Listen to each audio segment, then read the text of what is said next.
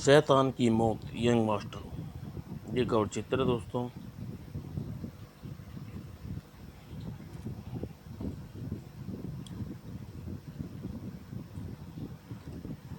शुरू करते हैं दोस्तों। चीन का थाई मंदिर स्थापित विश्व का सबसे विशाल और प्रसिद्ध मार्शल आर्ट ट्रेनिंग सेंटर द्वारा भारत को भेजा गया महत्वपूर्ण पत्र, जिसे पढ़ता हुआ यंग मास्टर, प्रिय शिष्य यंग मास्टर, यह पत्र जैसे ही तुमको मिले तुम थी मुझसे मिलने के लिए भारत से चल दो। मेरी जान खतरे में है, कुछ लोग मेरी जान के दुश्मन बन गए हैं और सारा विस्तार तुम्हें मिलने पर ही बता सकूंगा। तुम्हारा गुरु चांगली। पत्र पढ़ने के बाद चांगली मेरा गुरु, जिसने मुझे थाई मंदिर में मुझे मार्शल आर्ट की ट्रेनिंग दी थी, मगर उसकी जान के खतरे में क्या? आखिर कौन है वे जो लोग जान लेना चाहते हैं? मुझे आज ही इसकी मदद के लिए चीन के लिए रवाना होना चाहिए और कुछ ही घंटे में आखिर थाई गुरु की जान किससे खतरा हो सकता है?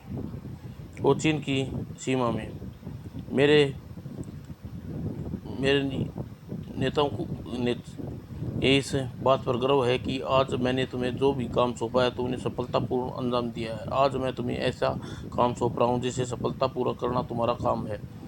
बोलिए मास्टर, इस बार तुम्हें चार को सिर्फ एक काम सौंप रहा हूँ। तुम चार निंजाओं को भारत के आने वाले एक ही आदमी को ख़त्म करना है। उसकी तस्वीर तुम सब ध्यान से देख लो। आदमी कुछ ही देर में इंडिया एयरपोर्ट से विमान में शंघाई एयरपोर्ट पर उतर रहा है और थाई मंदिर की पड़ेगा। तुम उसे मिलकर उसे ख़त्म करना है। सब समझे? Okay master, now can you for you the mission. वो शंघाई एयरपोर्ट पर। काफ़ी वर्षों बाद मैं चीन आया हूँ। बहुत बदला बदला सा लग रहा है यहाँ। यंग मास्टर हर समय किसी न किसी की निगाहों में था। यंग मास्टर आ चुका है, मुझे उसके अपने साथियों को खबर करनी चाहिए। लेकिन अगले ही क्षण, हाँ, हमारा शिकार आ चुका है। ओके। और यंग मास्टर एयरपोर्ट के बाहर तभी टैक्सी आकर रुकी, सामने आ जाती है। चीन में आपका स्वागत है यंग मास्टर साहब। अरे, तुम मेरा नाम कैसे जानते हो? कौन हो तुम? मुझे गलाचू कहते हैं गुरु। देव चंग ने मुझे आपको लेने भेजा है। ओह, तो तुम गुरुदेव ने भेजा है। और यंग मास्टर तुरंत टैक्सी में बैठ गया और तुरंत टैक्सी हवा में बातें करने लगी। कितना ख्याल रखते हैं गुरुदेव चंग जी मेरा। तो एयरपोर्ट पर टैक्सी लेने भेज दी और तभी उसे विचार बिजली की तरह उसके मस्तिष्क में घूमता। लेकिन गुरुदेव को कैसे पता कि मैं आज ही आने वाला हूँ? मुझे तो कोई खबर ही नहीं थी। ओह, ये ड्राइवर मुझे कहाँ ले जा रहा है? रास्ता भी थाई मंदिर का नहीं है। इसका मतलब खतरा। अगले ही पल, ओह, अच्छा हुआ मैं कार से कूद गया, वरना मुसीबत में फंस जाता। तभी कार का इंजन की आवाज़ और बिना पल गवाए वह किसी छलावे की तरह छलांग लगा दी। ओह ड्रम, वो बाल बाल बचा, वरना आज कार ने मुझे कुचल ही डाला था। तभी कार के ब्रेक चरमराए। अरे, यह तो कार रुक गई। और अगले ही पल, ओह, ये तो लोग जानबूझकर मुझे मारना चाहते थे। इनसे निपटना ही होगा। तो यह मास्टर चारों तरफ से गिर चुका था और हमला हुआ छटाक और एक बार फिर खचाक छा, और तलवार एक निंजा की बढ़ा। इस असाधारण शक्ति का परिचय देते हुए यह मास्टर ने उसके चेहरे पर फ्लाइंग किस चल दी और तलवार उसके हाथ से छूट गई। और जैसे ही तलवार जमीन पर गिर पाती और यंग मास्टर ने सावधानी से, अब ये मार्शल आर्ट के नपूचे निंजा लगते हैं, इन्हें टकराने के लिए अपनी समस्त शक्तियों का प्रदर्शन करना होगा। और तीन रूपों के समान यंग मास्टर निंजाओं को जरा भी असावधानी मौत की नींद सुला सकते देंगे। और अच्छा, और इन निंजाओं ने मुझे मार ही डाला था। लेकिन यहाँ चीन में मेरा ऐसा कौन सा दुश्मन हो सकता है? और काफ़ी सोचने पर उसके समझ में नहीं आया। न जाने कौन थे थाई मंदिर में पहुंचकर शायद गुरु चांगले ही इस बारे में मुझे बता सके। और खड़ी कार में बैठकर थाई मंदिर की ओर चल दिया। जल्दी गुरुदेव, वो लोग लोग सलाई माई लिव, बहुत जल्दी आ गए माई सन। सर बहुत आप बुलाएं और आपका चेला ना आए, ये हो सकता है? और मार्शल आर्ट कला में नमस्कार करने का एक स्टाइल। आपने इन्हीं लोगों को मुझे लेने एयरपोर्ट भेजा था? नहीं माई सन, हमें तो तुम्हारे आने का पता भी नहीं था, और मुझे कुछ लोग एयरपोर्ट पर उतरते ही किडनैप करने की कोशिश की। ओह, कहीं वे लोग वही तो नहीं जो मेरी जान के पीछे हैं? हो सकता है गुरुदेव, लेकिन वे लोग कौन थे जो आपकी जान के दुश्मन बने हैं और ऐसा क्यों कर रहे हैं? वो तुम जानते ही हो माय डियर। मैं विश्व मार्शल आर्ट चैंपियन सेंटर का मुख्य परीक्षण होने के साथ साथ थाई मंदिर का मुख्य पुजारी भी हूँ। जी हाँ, मैं अच्छी तरह जानता हूँ। तो तुम यह भी जानते होगे कि मंदिर में थिरुनाथ देवता की स्वच्छ होने की विशाल प्रतिमा, जिसका मूल्य करोड़ों रुपए में आका जाता है, सुरक्षा की जिम्मेवारी मेरी है, यह भी जानता हूँ। तो थाईनाथ देवता की बस विशाल मूर्ति की वजह से कई संगठन मेरी जान लेना चाहता है, और चूंकि थाईबा देवता की प्रतिमा के बगैर रास्ते से हटाए नहीं किया जा सकता, इसलिए अज्ञात शक्तियाँ मूर्ति चुराने के लिए मेरी हत्या कर देना चाहती हैं। ओह, समझा। लेकिन गुरुदेव, इस मामले में आपकी क्या मदद कर सकता हूँ? मैंने तुम्हें भारत में यहाँ से इसलिए बुलाया कि तुम सब शिष्यों की योग्य शिष्य हो, और सिर्फ तुम्हारी ही कलाओं में निपुण हो, जिसमें मार्शल आर्ट के दिमाग आर्ट का नाम से पुकारा जाता है। मैं चाहता हूँ तुम उन हत्यारों का पता लगाओ और उन्हें मेरी जान थिरुनाथ की मूर्ति को बचाओ, और मेरी मदद करने के लिए तैयार रहो। क्यों नहीं गुरुदेव, आप मेरे गुरु हैं, और हमारे भारत में गुरु को भगवान की दर्जा दिया जाता है। आप ये बताइए, मैं आपकी गुरु की बात कैसे टाल सकता हूँ? Well done my boy, well done. मुझे तुम्हारी यही आशा थी। मैं आपकी आशा पर खरा उतरूँगा, कोशिश करूँगा। रात ज़्यादा हो चुकी है, अब तुम खा पी कर आराम करो। सुबह हम तुम्हें मंदिर में की सुरक्षा व्यवस्था दिखाएंगे, ओके? और रात को यंग मास्टर थाई मंदिर में आराम कर रहा था, और कुछ लोग उसकी मौत की कल्पना कर रहे थे, और इसी के साथ इसका अंदाज़ा लगाया जा सकता है कि यंग मास्टर हमारे मिशन के लिए कितना खतरनाक है। उसने हमारे 4 बेहतरीन निंदाओं को मौत की नींद सुला दिया। सचमुच यंग मास्टर बहुत ही खतरनाक आदमी है। वह कितना खतरनाक है क्यों ना हो, उसे ख़त्म करना होगा, वरना हमारा मिशन अधूरा रहेगा। लेकिन मास्टर, ये होगा कैसे? हम मानते हैं कि उसके सामने हम उसकी कला के मुकाबला नहीं कर सकते। यंग मास्टर को मारना ही होगा, उसे शक्ति से नहीं दिमाग से मारेंगे, परंतु कैसे? सुनो मेरा प्लान। और फिर मास्टर उन सबको अपना प्लान बता देने लगा। वो देखो तुमने सारा मंदिर। हाँ गुरुदेव। और इस मंदिर की यथोवा की मूर्ति, सारी जिम्मेवारी तुम्हारी है। ठीक है गुरुदेव, मैं पूरा ध्यान रखूँगा। कल एक विशेष धार्मिक महोत्सव होने के कारण मैं मंदिर के वार्षिक उत्सव मनाया जाएगा, और इस समय यहाँ लोग इतनी भीड़ होगी कि तिल रखने की जगह नहीं मिलेगी। लेकिन हमें खबर मिली है कि कल लुटेरे उत्सव वाले दिन देवता की मूर्ति चुराने का प्रयास करेंगे। लेकिन ये कैसे हो सकता है इतनी भीड़ में? यही तो सोचकर हम भी परेशान हैं, परंतु हमें मिली वह झूठी खबर नहीं हो सकती। ओह, तो ठीक है गुरुदेव, उत्सव वाले दिन मैं पूरी तैयारी रखूँगा, देखता हूँ कौन आएगा। और उस दिन यंग मास्टर की आंखें में नींद नहीं थी। मुझे मंदिर की सारी सुरक्षा व्यवस्था अभी से तय करनी होगी, और ऊपर तो देवता को प्रणाम करता हूँ, चलूँ। और यंग मास्टर ने प्रतिमा के पर पहुँचा और प्रणाम किया, और यूं ही प्रतिमा का निरीक्षण करने लगा। इतनी विशाल प्रतिमा, इसका बचाने वाला का कमाल कोई कारीगर होगा। और तभी यंग मास्टर चौंका। अरे, इस प्रतिमा का पे धीरे दिखाई पड़ रही है, देखना होगा। और तुरंत ही चबूतरे पर चढ़ गया, जैसे ही उसके अंदर खोखली थी। और तभी अरे अचानक चांगली गुरु, इसका मतलब इसकी जान खतरे में है, इसका मतलब उनकी जान खतरे में है। और अगले ही पल वह तुरंत ही मैं गुरुदेव के पास पहुंचा और आंधी तूफान की तरह भागता हुआ चांगली के रूम में पहुंचा। रही यहाँ तो गुरुदेव नहीं है, पलंग खाली है। और तभी कार स्टार्ट की आवाज़ हुई। ओह, कार चली गई। गुरु का अपहरण तो नहीं कर लिया? वह रही कार, रोकना होगा मुझे, तो गैरेज की तरफ कार प्राप्त करनी होगी।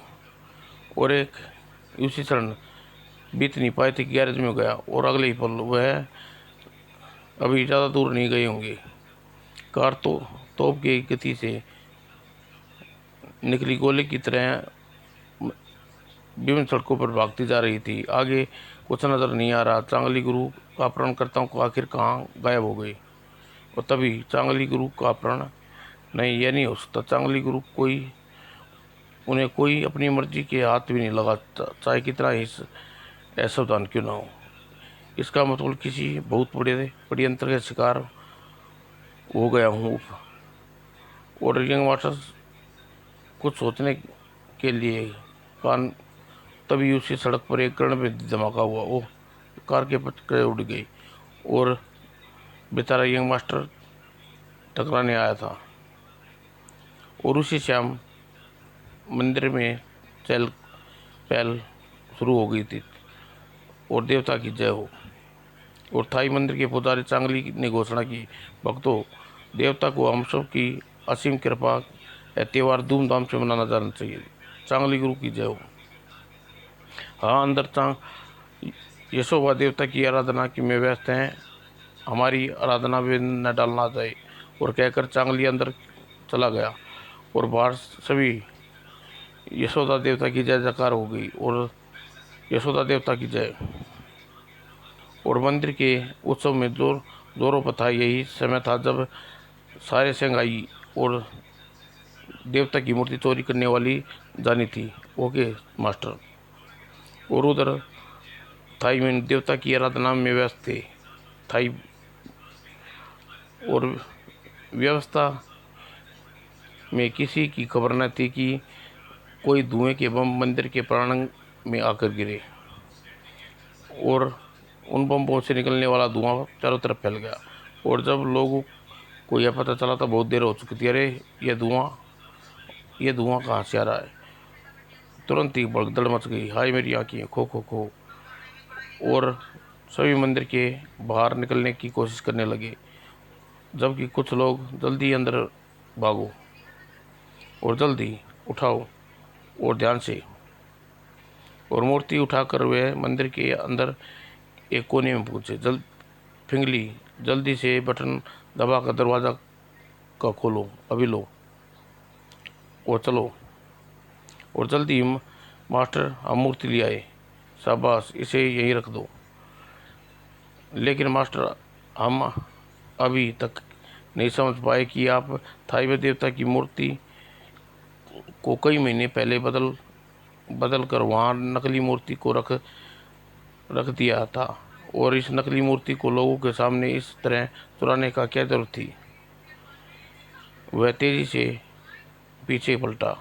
ऐसा करना बहुत ज़रूरी था, क्योंकि अगर हमें ऐसा ना करते तो चीन गवर्नमेंट को सीधे हम पर शक हो जाता।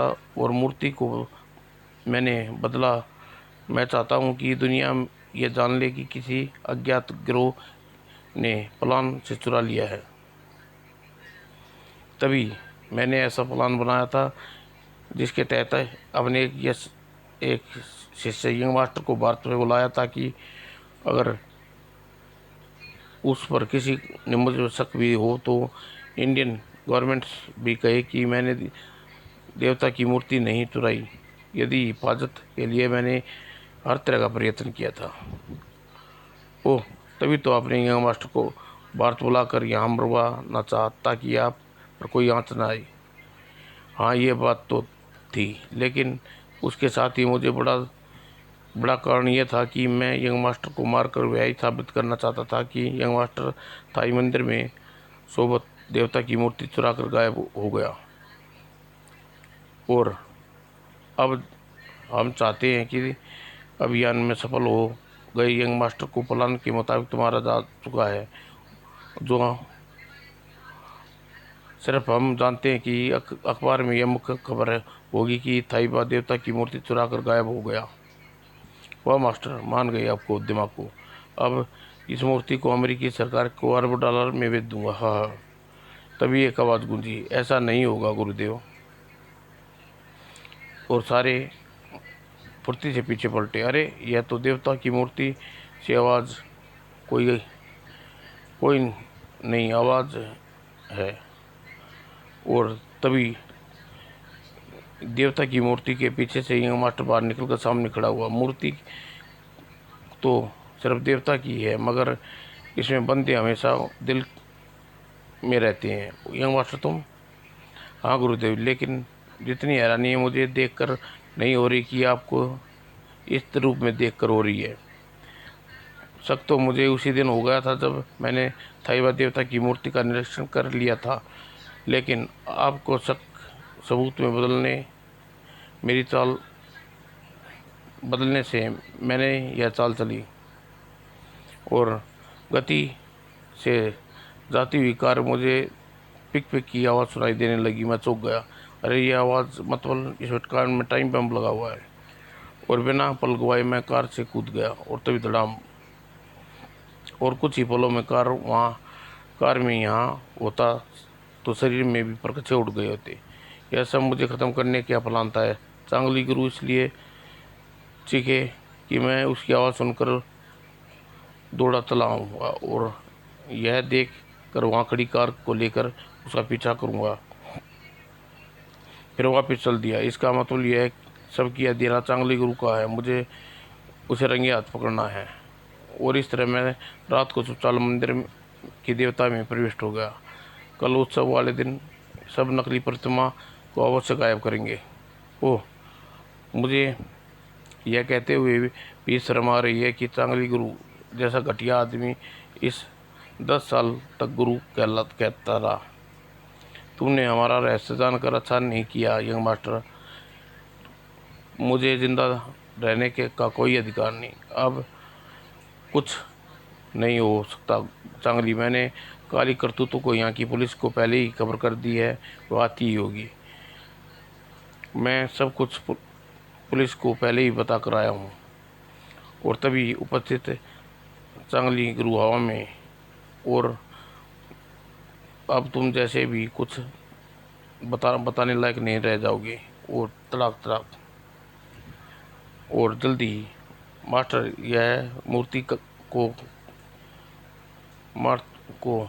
ले आए। शाबाश।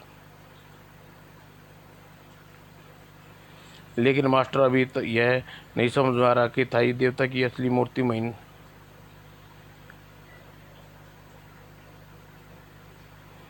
ओह, यंग मास्टर बाहर बुलाकर मारना। इस बात की चुगली की हड्डियाँ पसली टूट जाएंगी।